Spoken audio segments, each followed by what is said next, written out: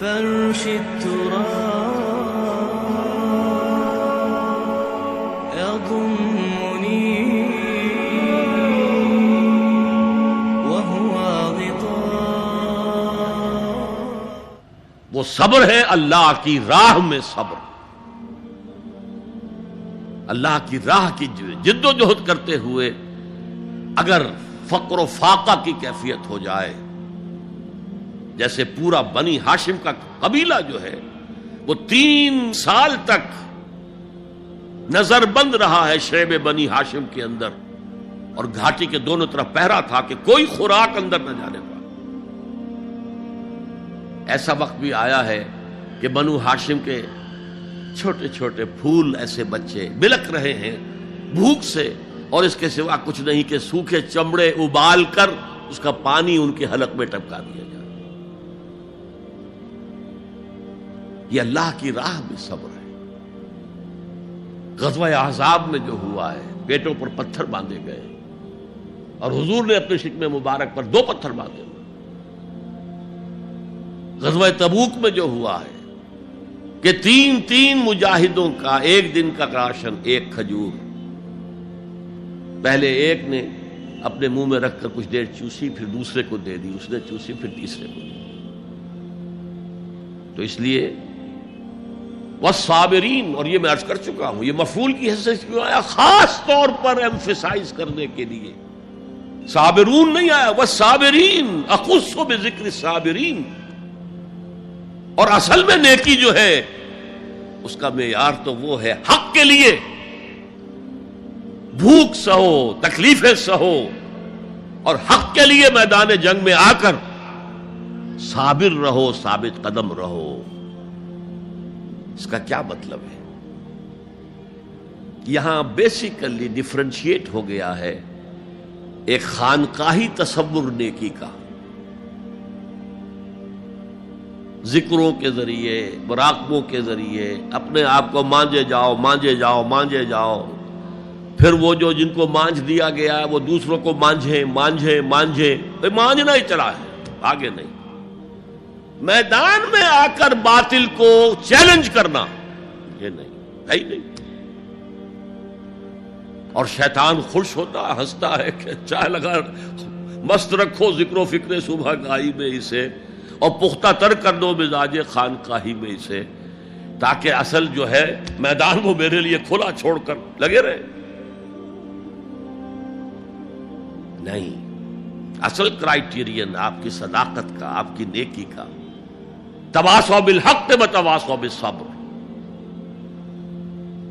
یہ صبر کسی اور کام کے لیے نہیں ہے، یہ کوئی وطن پرستی کی جنگ کا ذکر نہیں ہے، یہ کوئی قوم پرستانہ جنگ کا ذکر نہیں ہے، یہ کوئی اپنی جیسے بادشاہ کرتے تھے اپنی دولت بڑھانے کے لیے، اپنی مملکت کو توسیع دینے کے لیے صبر نہیں ہے، بلکہ یہ راہ حق میں والصابرین فی الباساء والضراء وحین الباس، خصوصاً وہ جو صبر کرنے والے ہیں فقر و فاقہ میں، بھوک میں اور تکلیف میں. زخم آ گیا ہے، تیسرے اٹھ رہی ہیں، برداشت کر رہے ہیں.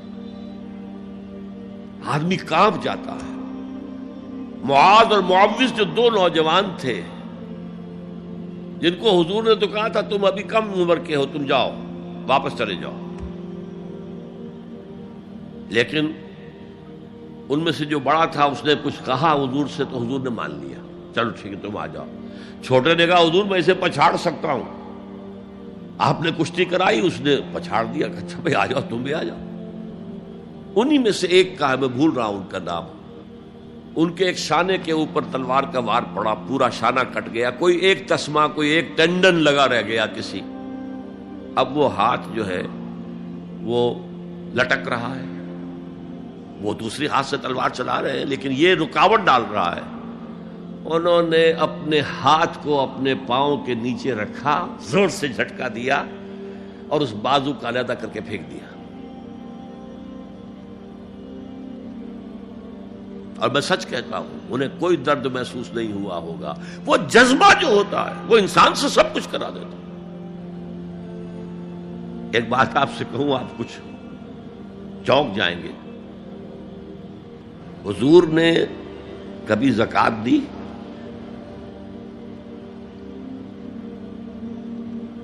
کبھی نصاب کے بقدر پیسہ آپ کے پاس جمع ہوا کہ آپ پر زکات واجب ہوتی؟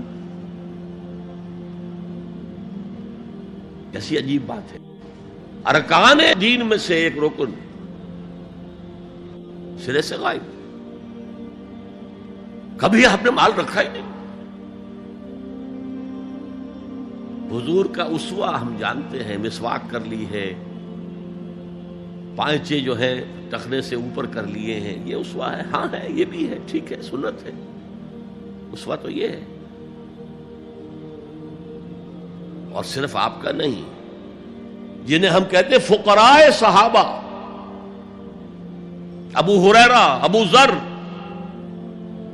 سلمان فارسی، علی رضی اللہ تعالی عنہم اجمعین، یہ فقراء صحابہ میں سے تھے. کبھی کچھ نہیں رکھا اپنے پاس. میں نے بتایا تھا آپ کو شاید کہ حضرت علی کی جب شادی ہو رہی تھی حضرت فاطمہ سے، کوئی مکان تھا ہی نہیں، کہاں لے کے جائیں. ایک انصاری نے ایک حجرہ دیا ہے اپنے مکان کا، اس میں حضرت فاطمہ ودا ہو کر گئی. He didn't have any home. ابو ذر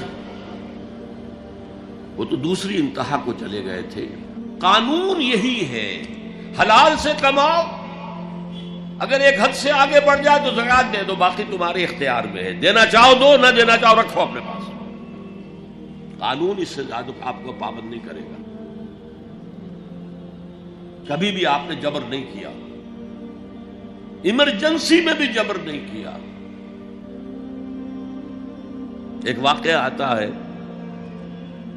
کہ حضور کو کئی وقت کا فاقہ تھا. تھوڑی دیر کے بعد حضرت ابو بکر آئے. آپ نے چہرے سے پہچان لیا کہ فاقے سے.